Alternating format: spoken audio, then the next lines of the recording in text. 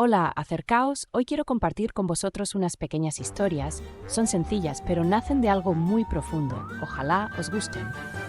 Bueno, pues vamos a meternos de lleno en uno de los temas, la verdad, más fascinantes y que durante muchísimo tiempo ha sido uno de los grandes secretos de nuestra historia reciente.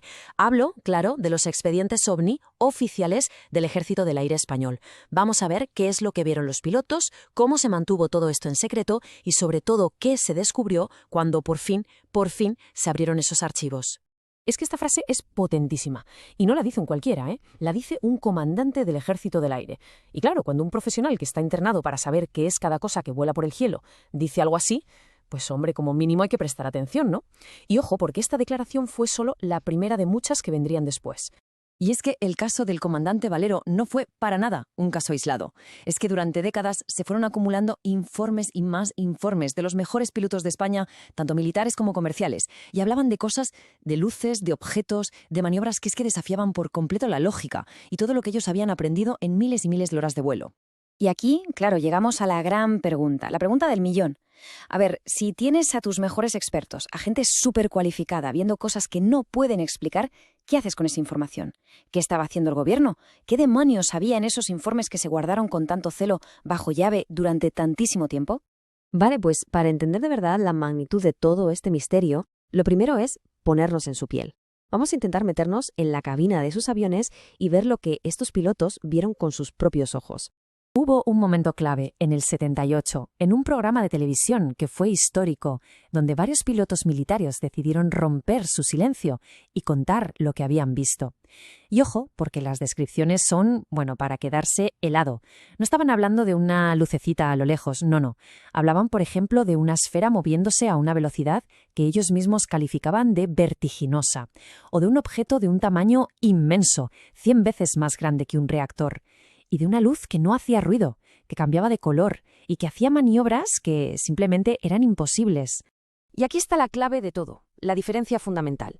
A ver, si cualquiera de nosotros ve una luz rara en el cielo, pues es normal pensar, seguro que es un globo, un planeta, o vete tú a saber. Pero es que un piloto militar se conoce el cielo como la palma de su mano. Es su oficina. Su testimonio tiene un peso, totalmente diferente. De hecho, como dijo uno de ellos, si los pilotos dicen que han visto ovnis, es que los ovnis existen, así de claro. Entonces, con estos testimonios tan potentes sobre la mesa, ¿cuál fue la reacción oficial? ¿Transparencia? Pues no.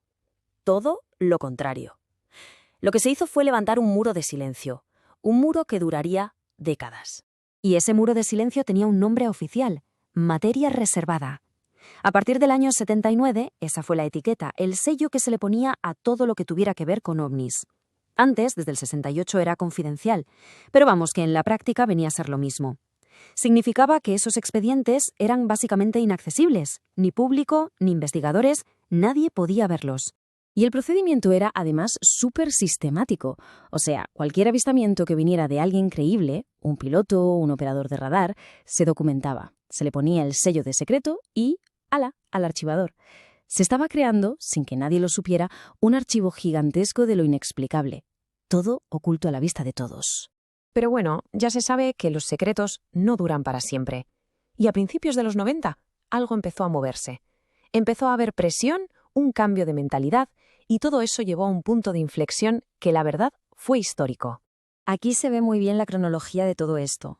Fijaos, desde que se empiezan a clasificar en el 68, tuvieron que pasar casi 25 años para que en el 92 se decidiera empezar a abrir la mano.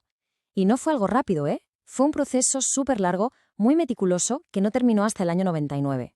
Fue entonces cuando por fin se liberaron décadas y décadas de información que había estado guardada bajo llave. Y la cantidad de información que salió a la luz, tela. Casi 2.000 páginas, 1.953, para ser exactos. O sea que no estamos hablando de 4 anécdotas sueltas, no. Era un volumen de documentos enorme que cubría 122 casos diferentes. La gran pregunta, claro, era ¿qué contaban todas esas páginas? Pues nada, una vez que se abrieron los archivos, los investigadores se pusieron manos a la obra. Y lo que se encontraron fue, pues, de todo, la verdad. Había desde misterios de los buenos, de los que siguen sin resolverse, hasta casos que al final tenían una explicación, de lo más normal y corriente. Vamos a empezar con uno de los casos más potentes, uno de los realmente anómalos. Nos vamos a Canarias, 24 de noviembre de 1974. La tripulación de un avión de Iberia ve de repente una luz superpotente que se les acerca. Lo lógico, llaman a control aéreo pensando que es otro avión, pero ¡sorpresa! La torre de control les responde que ahí, en esa posición, no hay absolutamente ningún tráfico aéreo registrado. Y aquí es cuando la cosa se pone de verdad seria. Se pone en alerta el radar militar, el escuadrón de vigilancia aérea y ¡bingo! Detectan un eco no identificado. El documento que lo prueba, de hecho, lleva el sello de secreto. El radar pilla un objeto que se acerca a más de 900 km por hora, se mete en el cono ciego del radar y ya no vuelve a aparecer. Desaparece. O sea, tenemos un avistamiento visual de pilotos comerciales y además la confirmación de un radar militar. Un caso redondo que a día de hoy sigue sin resolver. Pero claro, no todos los casos eran tan espectaculares. Y este ejemplo es perfecto para ver cómo muchos enigmas sí se resolvieron. Mirad, a la izquierda el dibujo que un testigo mandó en el 82. Un platillo volante de libro, giratorio, con sus ventanitas. Y a la derecha, la explicación real. Pues era ni más ni menos que una avioneta de publicidad de las de antes con un panel de luces. Algo que en esa época era súper común y que la verdad dio lugar a un montón de informes OVNI. Y como el de la avioneta, pues hubo muchísimos otros casos que también encontraron una explicación lógica. Algunos eran muy llamativos, como la reentrada de los restos de un cohete soviético, el Cosmos 749, que lo vio un montón de gente y fue un espectáculo. Otros eran confusiones de lo más clásico, como el planeta Venus, que a veces cuando está bajo en el Arifonte brilla tanto que parece otra cosa. O grandes globos meteorológicos, incluso bandadas de pájaros. Vamos, que la lista de objetos que sí se pudieron identificar al final fue bastante larga. Muy bien. Entonces, después de revisar todas esas páginas, esos 122 expedientes, ¿a qué conclusión se llegó? ¿Cuál fue el veredicto final de todo este análisis? Pues el resultado final es, como poco, fascinante. La inmensa mayoría de los casos, un 85%, se pudieron explicar. Se clasificaron como OVI, o sea, objetos voladores identificados. Tenían una explicación normal y corriente. Pero, y este es un pero muy grande, queda ese 15%. Un 15% que, incluso después de toda la investigación, se quedó clasificado como OVNI, objeto volador no identificado. Y aquí está la clave de todo el asunto. La desclasificación, lejos de acabar con el misterio, lo que hizo fue confirmarlo de manera oficial. Demostró que sí, la mayoría de las veces, hay una explicación lógica y terrenal, pero que existe un núcleo duro de casos, documentados por militares, ojo, que a día de hoy siguen siendo un auténtico y completo enigma. Así que la pregunta con la que nos quedamos es esta. Después de décadas de secretismo, después de años de investigación, se resolvió el 85% de los casos. Está muy bien, pero ¿qué pasa con ese otro 15%? Esos casos que siguen ahí, en los archivos oficiales, con testimonios de los mejores pilotos, con confirmaciones del radar y sin ninguna explicación. ¿Qué son exactamente esos objetos que ni siquiera los mayores expertos del cielo consiguen identificar?